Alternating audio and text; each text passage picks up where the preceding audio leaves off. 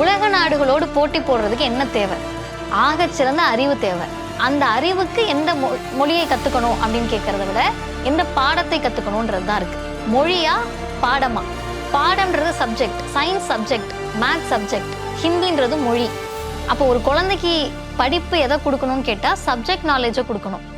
50 வருஷத்துக்கு முன்னாடி தமிழ்நாடு எங்களுக்கு 3 மொழி வேணாம் 2 மொழி போதும்னு சொன்னதுனால தான் பஞ்சம் பட்டினியில் முதன்மையாக இருந்த மாநிலம் இன்றைக்கு படிப்பறிவில் முதன்மையாக இருக்கிறது.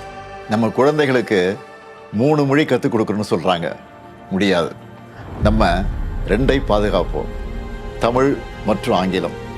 இதில் எந்த மாற்றமும் இல்லை.